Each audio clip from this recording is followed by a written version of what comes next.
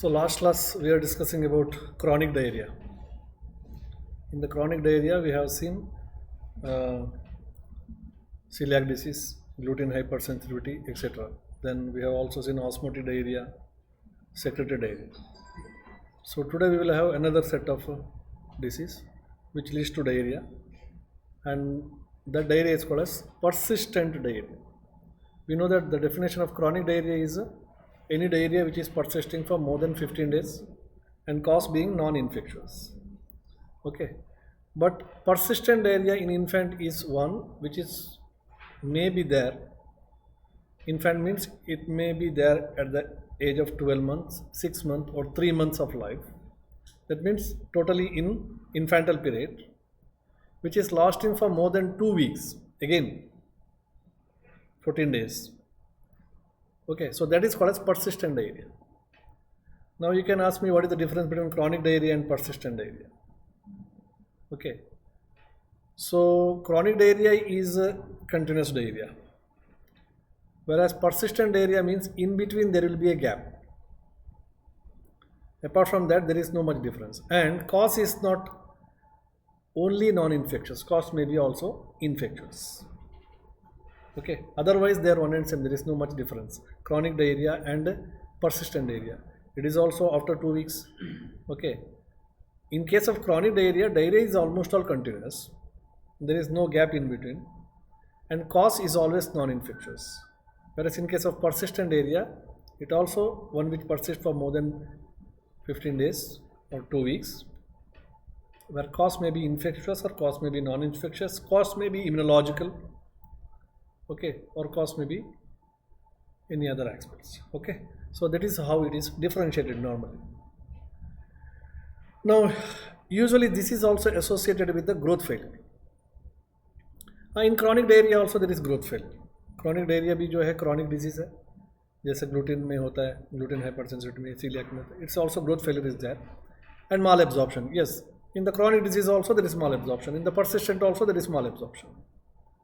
Okay, and this require a long-term nutritional support. Persistent diarrhea requires a long-term nutritional support. Now what happens is in case of persistent diarrhea, usually the loss of weight, that is almost all estimated that 20 milligram of weight per kg per day is lost. 1 kg में जो है 20 milligram कम हो जाएगा 1 kg में. ठीक है, इस तरीके से इसको एस्टिमेट किया गया. So there is the continuous weight loss in case of persistent diarrhea. In chronic diarrhea also there is weight loss, but that weight loss is little slow, इतना ज़्यादा नहीं है जैसे gluten hypersensitivity में होता है. वेट लॉस एक दिन के हिसाब से नहीं होता है, but in case of persistent diarrhea you can see weight loss per day. There is no much, almost all they are difference. Almost all there is no difference between them. Only difference is chronic is always non-infectious cause. Persistent may be infectious, non-infectious, immunological, allergic, कुछ भी हो सकता है. Okay. Second is there is also malabsorption. Here also there is a malabsorption, but in case of chronic, the loss of weight is not so rapid. Whereas in case of persistent diarrhea, loss of weight जो होता है वो बहुत rapid है. Now, what are the causes for persistent diarrhea? Okay, it may be because of acquired causes like infections. Not only non-infectious cause नहीं है, infectious cause भी है. Infections, allergens, ठीक है, और necrotizing enterocolitis like condition जो newborn में होता है, necrotizing जो इंटेस्टाइन में जो प्रॉब्लम होता है, स्पेशली प्रीटर्म डिलीवरीज में वगैरह. ठीक है, necrotizing enterocolitis, that means in the intestine there is some problem. Okay, so that may be the case. The infections, again, the most common infections which can occur, that may be because of cytomegalovirus, norovirus, adenovirus, rotavirus. Okay, and among the bacteria, post-infectious enteropathy. So many bacteria may also cause this persistent diarrhea. So many viruses may also cause this persistent diarrhea, because cause हमने नहीं बताया कि non infectious है. Cause कुछ भी हो सकता है, इन्फेक्शियस भी हो सकता है, नॉन इन्फेक्शियस भी हो सकता है. Okay, now commonly some of the bacteria, for example shigella, pseudomonas, ठीक है. So these are some of the common bacteria which may lead to persistent diarrhea. Common virus, if you are talking rotaviral diarrhea, adenovirus diarrhea, norovirus diarrhea, etc. Okay. So this is one cause. Second important cause why persistent diarrhea will be there, that is allergic. Now, allergic usually comes under non-infectious cause. Okay, this is the one which makes confusion between chronic diarrhea and persistent diarrhea. Chronic diarrhea is always non-infectious, mostly because of allergies. But persistent diarrhea may be allergic, may be non-allergic, may be infectious, or maybe some of the other causes also. Okay. So second group is allergic, which can lead to persistent diarrhea. Now, one of the most common allergens is proteins which is present in the food. Sometimes your body shows allergy towards the proteins which is present in the food, as happens in case of celiac disease also. Celiac disease में भी यही होता है कि जो gluten जो protein है उसके अगेंस्ट जो है वहाँ पे एक एलर्जिक मैनिफेस्टेशन हो जाता है. Okay.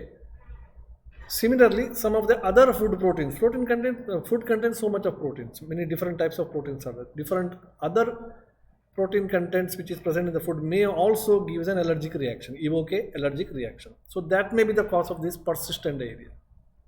Okay.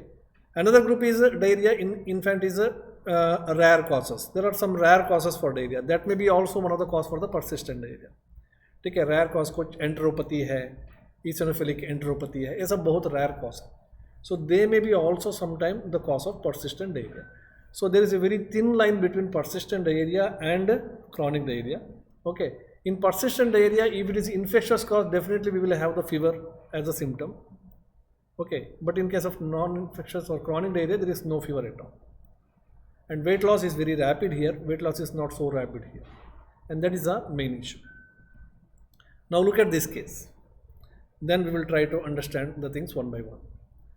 First, read the case. A 3-month-old child with diarrhea for more than 3 weeks and taking the exclusive breast milk till 2 months of age. And parents introduce the supplementary formula due to inadequate breast milk. Now the baby is having the vomiting and diarrhea within 3 days after introduction of the supplementary feed.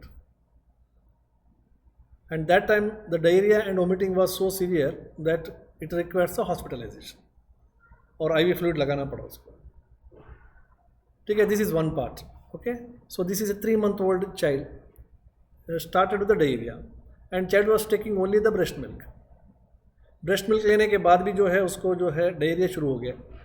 Okay, so what commonly you think now? Breast milk is containing lactose. So this may be a case of lactose intolerance. Transient lactose intolerance हो सकता है. So by thinking so, what you have to do is parents introduce a supplementary formula. They stop the breast milk and they gone for some of the supplementary food. Lactogen है जो भी है मिलता है. So they have gone for supplementary food from outside. Okay. Breast milk में कोई problem है बोलिए.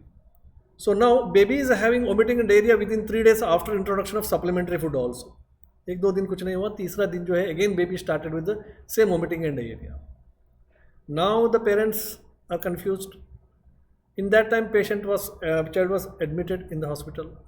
उसका diarrhea और vomiting ठीक नहीं हुआ because breast milk से तो आपने बंद कर दिया उसको और बाहर का देना शुरू कर दिया, वो भी वो tolerate नहीं कर पा रहे. So only way out is you have to go for IV fluids. So baby was put in IV fluids for 2 to 3 days and child was okay. Okay. So एक बार बच्चा सही होने के बाद then they started with the formula milk which is lactose free milk. उसने ये सोचा कि ब्रेस्ट मिल्क में भी जो है लैक्टोस है, बाहर से अपने फार्मूला फूड दिया उसमें भी लैक्टोस है, शायद ये लैक्टोस की वजह से हुआ होगा. So by thinking so next time what they did is they started a formula milk which is lactose free. Soybean milk है ना, 0 लैक नाम से आता है, या सोयाबीन मिल्क जो भी है. सो that is lactose free milk. So they started with the lactose free milk. Now after starting this lactose free milk also, now the child has got profuse diarrhea, dehydration, and also child is losing the weight. Child is again losing the weight and there is dehydration और पहले से भी ज़्यादा diarrhea हो गया. Okay, so now what they did? Now this infant has got a watery stool है, ठीक है, and there is no much perianal excoriation. जो एनल एरिया में जो एस्कोरिएशन है वो इतना ज़्यादा नहीं है, डायरिया तो है, पेरिएनल एक्सकोरिएशन नहीं है. So when there is perianal excoriation नहीं है, so what it suggest, reducing substance नहीं है. So most commonly reduced substance comes from the glucose source. So it is very unlikely to be a lactose intolerance. It is unlikely to be a lactose intolerance. इतना दिन से उसको diarrhoea वाला सब हो रहा था, अब तक तो जो है उसको एनल एक्सकोरिएशन होना चाहिए था. There is no anal excoriation and child is afebrile. Child is also afebrile. So when child is afebrile again, it is quite obvious that it is not because of infection source. May not be a viral infection also, may not be a bacterial infection also. Because अगर viral infection होता तो भी जो है एक दिन के लिए तो फीवर आता. यूजुअली वायरल डायरिया में फीवर कम आता है, एक दिन के लिए आता है, उसके बाद डायरिया चालू रहता है और फीवर कम हो जाता है. बट एक दिन के लिए तो फीवर डेफिनेटली आता, बट वो भी नहीं है. Now again they sent HB blood investigations. HB is 9.5, 2 month old 9.5 थोड़ा कम है, ठीक है. Then TLC is 35,700. TLC is raised. TLC is 35,000, बहुत ज़्यादा है. प्लेटलेट्स आर 4.2 lakhs, ठीक है, normal. CRP is 56, again it is raised. Serum albumin is 2.8. Serum albumin is also less, थोड़ा बहुत कम है serum albumin. No blood culture भेजा गया था. Blood culture was sent and child was started with some of the antibiotics, ठीक है. तो पहले इन लोगों ने जो है TLC किया. TLC में जो है it is clearly indicative of infection, so they have started with the antibiotics. And the mean time before starting the antibiotic blood culture was sent. Let us see what happens in blood culture. Then they have gone for serum electrolytes. बच्चे को vomiting हो रहा है, diarrhoea हो रहा है, तो serum electrolyte कराना ही है. सो सीरम इलेक्ट्रोलाइट में पता चला कि sodium is 127 and potassium is 2.6 millimoles and HOC3 is 12. Now serum sodium is also less. What is expected serum sodium? Normal? Huh? 130 usually जो है हम 120 to 140 के बीच में मानते हैं उसको, ठीक है. सो अगेन सीरम सोडियम भी जो है थोड़ा लोअर साइड में, ठीक है. पोटासियम 4 होना चाहिए. पोटासियम इज 2.6, पोटासियम कम है. देन स्टूल में पस सेल्स भी है. नाउ स्टूल आल्सो सोर्सेस पस sales. 30 to 40 pus cells are there. Okay, again TLC is also raised, pus cells are also there. Okay, occult blood is negative, there is no occult blood. So occult blood नहीं है, that means there is no bleeding and there is no dysentery. Dysentery तो नहीं है ये, ठीक है. So that's how you have to differentiate diarrhea and dysentery. So blood mixed with stool is suggestive of dysentery. So there is no such things. So now what may be the case? So initially we told that it may be lactose intolerance. Now the picture is showing that it is infection, ठीक है. So how to manage this particular case? तो इसमें सब कुछ आ जाता है. So actually this type of presentation will be commonly seen in children. बच्चों में जो है commonly मिलता है. If you go to the practice, you find such cases normally, and you are not in a position to decide what exactly it is. And parents are also not in a position, they are also confused. कुछ भी दे दो उसको diarrhoea चालू हो रहा है, वो दे दो, ये दे दो, कुछ भी दे दो डायरिया हो रहा है, क्या करें, ठीक है. When do the investigation, it shows that lactose intolerance नहीं है और इन्फेक्शन है. बट इन्फेक्शन का इतना ज़्यादा हिस्ट्री वहाँ पे नहीं है. चाइल्ड इज एफेब्राइल है. इस कंडीशन में क्या था, बच्चा तो एफेब्राइल था, बट TLC से increase. Okay, CRP is also राइज्ड. So stool also contain pus cells. Everything is indicative of infection, but बच्चे में कोई presentation नहीं है. Okay, fever नहीं है especially. So this is confusing. Now let us see how to tackle this problem. This is a common problem that pediatrician will go into get in routine practice. Okay, usually we attribute some infection to this condition. जब भी इस तरीके का जब presentation आता है, हम usually हम भी बोलते हैं कि this may be because of some infection. या तो मदर साफ़ नहीं रखती होगी, या मदर बॉटल फीडिंग करवा रही है, ठीक है. तो ये सब जो है कॉमन चीज़ें हैं जो हम यूजुअली बोलते हैं. इस टाइप का कंडीशन जब हमारा सामने आता है तो usually we attribute that to this particular condition. Either the hygiene is not good, और either mother is not taking the care, or either mother is feeding with the bottle. Okay, तो usually when you correct all these things, अगर ये cause की वजह से होता है इस टाइप का जो प्रेजेंटेशन है, when you correct usually in 99% of cases it will go to resolve. Bottle feeding आप हटा दो, ठीक हो जाएगा, ठीक है, क्लीनलीनेस मेंटेन करो, ठीक हो जाएगा. बट यहाँ पे कुछ ऐसा नहीं है. Fortunately such cases will recover later. Now in this case there is, if you see, there is hyponatremia and there is also hypokalemia, there is also hypoalbuminemia. albumin भी कम था उसका, ठीक है.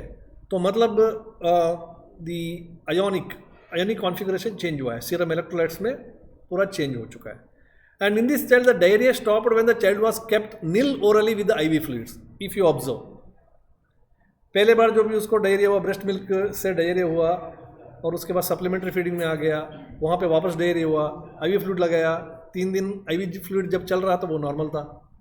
उसके बाद वापस जो है लैक्टोज फ्री मिल्क देना शुरू कर दिया, वहाँ पे वापस उसको डायरिया शुरू हो गया, वापस IV फ्लूइड में लगाया, बच्चा नॉर्मल हो गया. So that means when you keep the baby nil orally, child is becoming normal. ठीक है, कुछ आप दे रहे हो तो उसको शुरू हो रहा है, ठीक है. So then they also shifted to ORS. जब ORS दे रहे थे तब भी बच्चा नॉर्मल था, ठीक है. And child is tolerating well for the ORS also. So one thing is very, child is not tolerating the milk at all. It may be lactose milk, lactose free milk और कुछ भी हो. But when you give the plain electrolytes like ORS, it is tolerating well. IV fluids, it is tolerating well. Okay, there is some problem with the food now. Now let us see what is this. But there are some loose stools on starting the breast milk again. ठीक है, तो हमने discussion किया. Now thinking that it is some lactose intolerance, हमने शुरू में जो किया था कि लैक्टोस इंटॉलरेंस हो सकता है बोल के, हमने पहले तो ब्रेस्ट मिल्क को हमने सोचा, उसको बंद किया. Then we have go for the lactose milk, उसको भी बंद किया. लैक्टोज फ्री मिल्क में गया, उसको भी बंद किया, ठीक है. तो उसके बाद भी जब वापस आप देना शुरू कर दिए तो उसको वापस शुरू हो गया, ठीक है. 2 महीने का बच्चा है, 2 month old इन्फेंट है, you can not give much solid food. Whatever you have to give either milk और you have to give the IV fluids. इसके अलावा आपके पास क्या ऑप्शन है? ब्रेस्ट मिल्क देना है, या फार्मूला मिल्क देना है, या तो IV फ्लूइड देना है. 3 ही ऑप्शन है, ठीक है. इसमें क्या है, IV फ्लूइड में जो है उसको कोई प्रॉब्लम नहीं है और बाकी सब में उसको प्रॉब्लम है. That means whatever food you are giving in the form of the milk, it has got some problem. But thing is there is also electrolyte imbalance. यहाँ पे इलेक्ट्रोलाइट इम्बैलेंस भी हुआ है. Okay, so later recovered well after keeping the baby nil orally. So इस time में जब यहाँ तक आ गया तो ब्लड कल्चर का रिपोर्ट आ गया. Blood culture shows that there is no growth of any organism, there is no growth. TLC is raised, CRP is also raised, but pus cells are also there in the stool, but blood culture shows that there is no any growth of any organism. Now what is your analysis?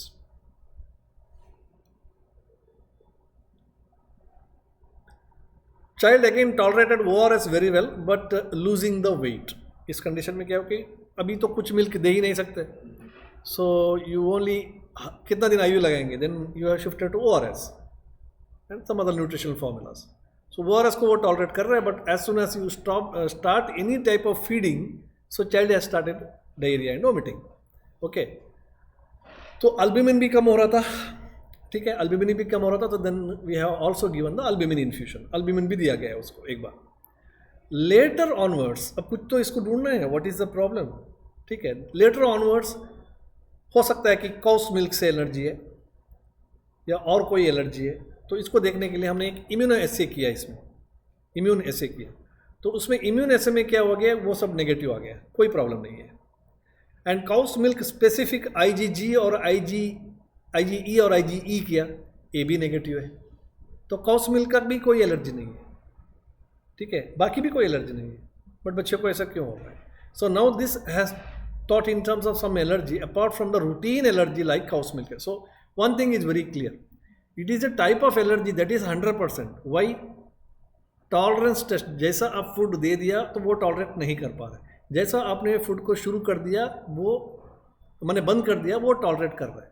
तो इसका मतलब है उट food के साथ उसको problem है, main मैंने मिल्क के साथ उसको प्रॉब्लम है. जो भी आप फार्मूला दे दो, लैक्टोज फ्री दे दो या ब्रेस्ट मिल्क दे दो, मिल्क के साथ उसको प्रॉब्लम है, there is some allergy, okay, food intolerance, you can say there is some food intolerance.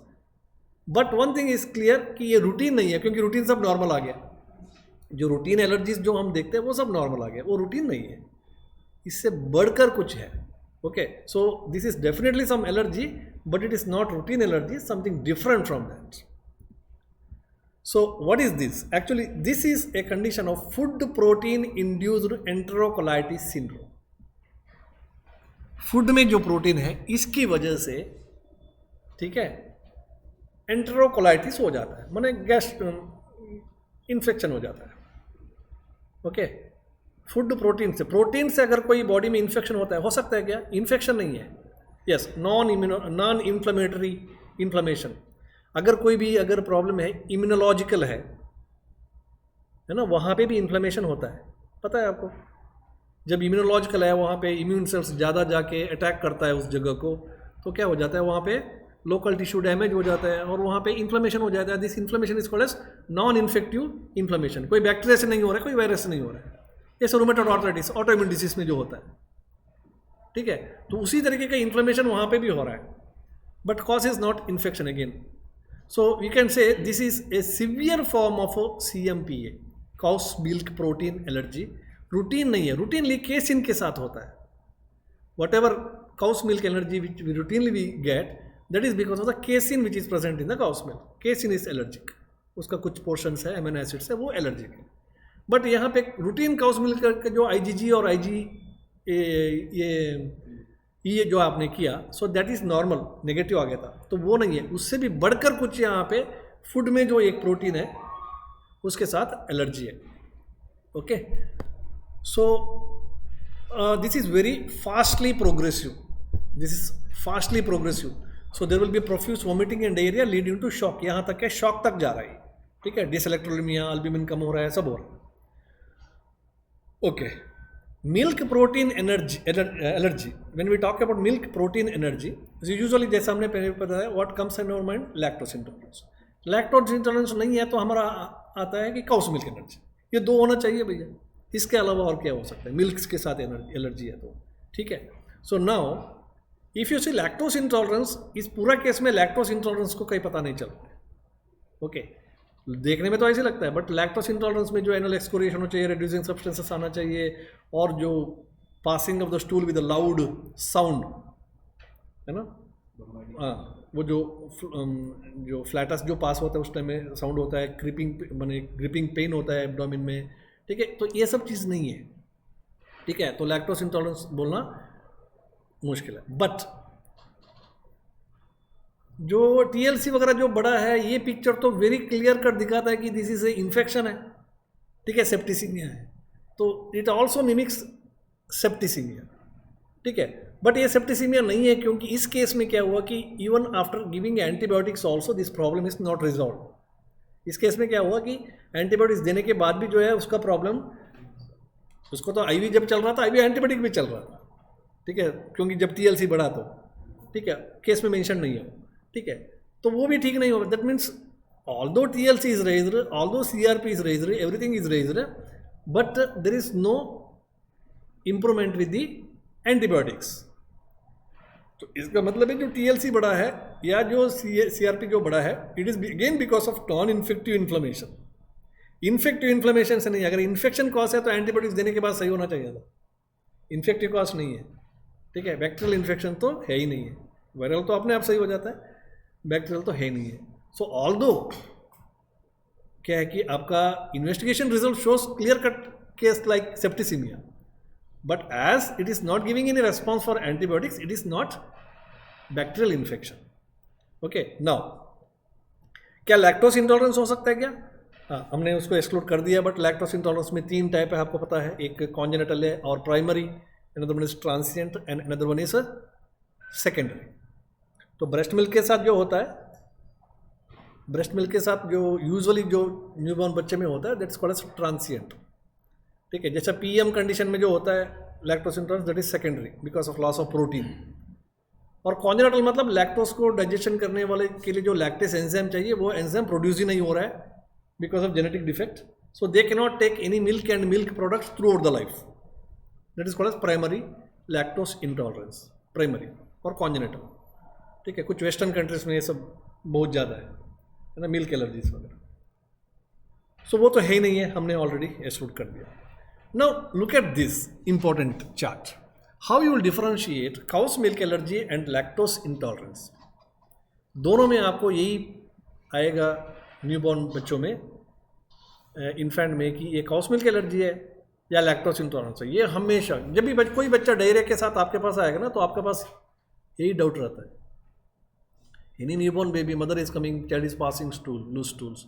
तो ये मेन दो इंपॉर्टेंट आपका इसमें रहता है. हो सकता है कि ये काउस मिल्क एलर्जी है, ठीक है, हो सकता है कि ये लैक्टोस इंटॉलरेंस है. But how to differentiate. Now cow's milk allergy, ठीक है, cow's milk allergy is a allergy. Allergy means it is immunological, so it's immunological issue है, ठीक है. But lactose intolerance is not allergy. Lactose के साथ body का कोई allergy नहीं है, बट लैक्टोस को वो डाइजेस्ट नहीं कर पा रहे, तो इसलिए वो इंटॉलरेंस है. इंटॉलरेंट होते हैं ना कि किसी को आप देखने के बाद एक तो किसी से बात ही नहीं करेंगे क्योंकि आपको एलर्जी है उससे, ठीक है, उसका नेचर आपको पसंद नहीं है, एलर्जी है. और दूसरा कि इंटॉलरेंट है, मतलब आदमी तो अच्छा है बट इतना ज़्यादा बोलता है कि हम उसको सहन नहीं कर पाएंगे. अगर वो कम बात किया तो बहुत अच्छा आदमी है, आपको भी लगता है. सो ये इंटॉलरेंस है, ठीक है. आप अगर वो थोड़ा मॉडिफाई कर दिया ना कि आप उसको टॉलरेट कर सकते हो. So therefore allergy is different from intolerance. Food intolerance is different, food allergy is different.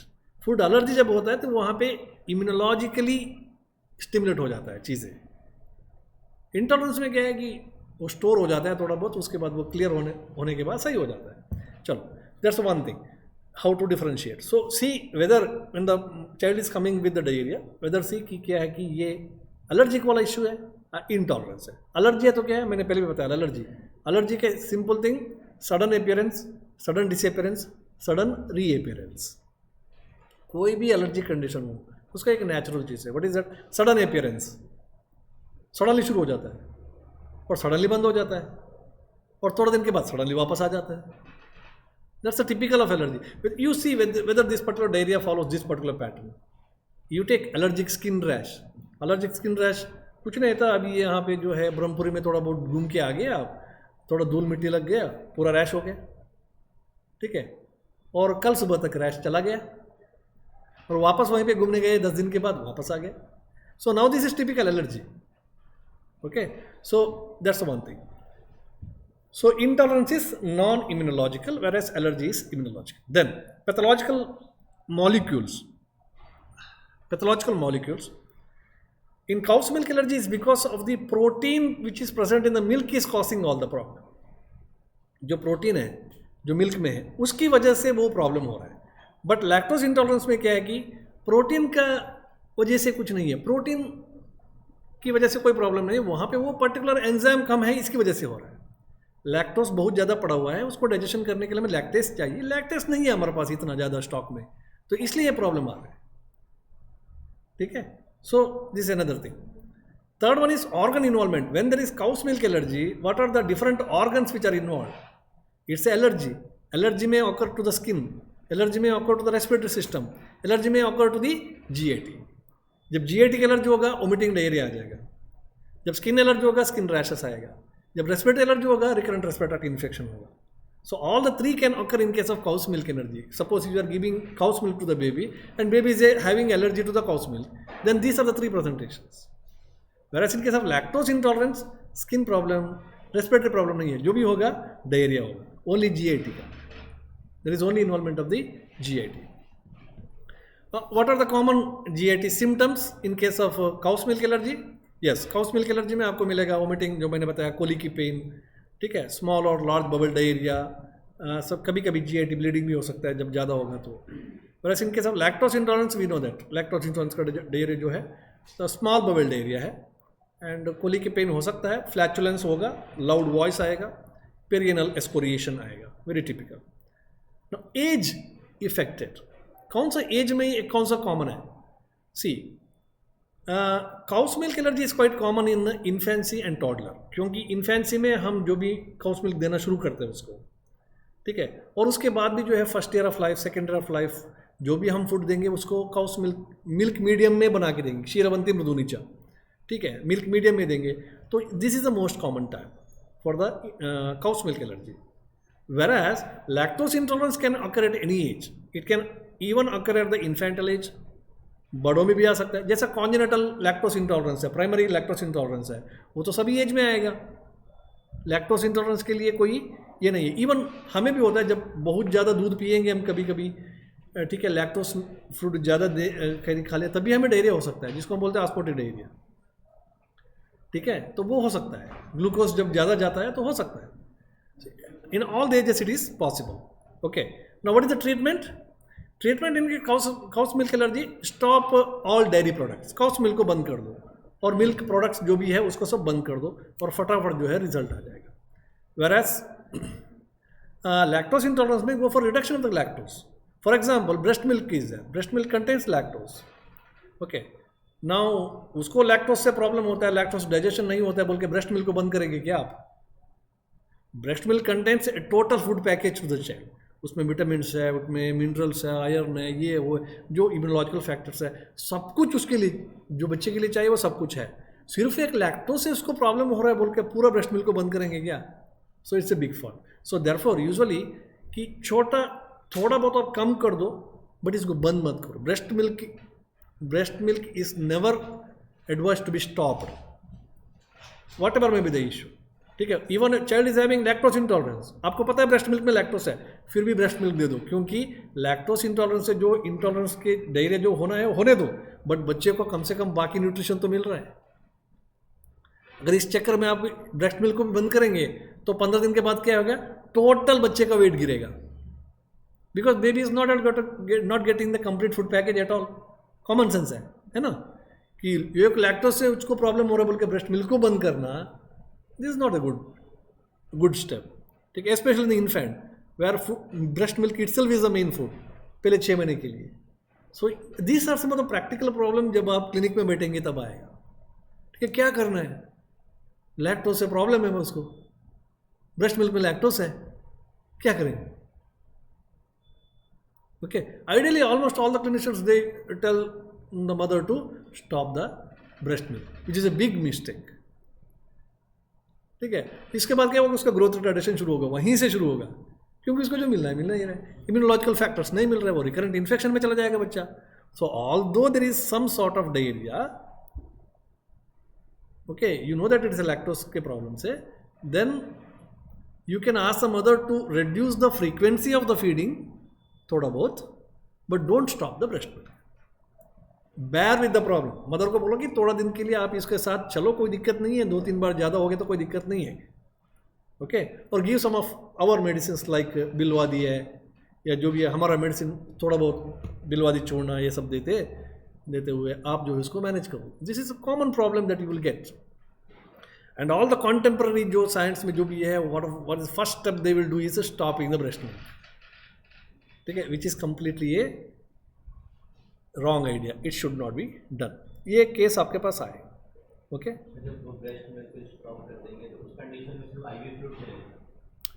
If you stop, actually one of the test for lactose intolerance is you stop the breast milk for 2 days या 24 hours. So after stopping the breast milk for 24 hours, if the frequency of diarrhea comes down, that suggests that this particular diarrhea is only because of lactose intolerance. The lactose is present in the breast milk. Diagnose हो गया आपका, but don't stop the breast milk there after.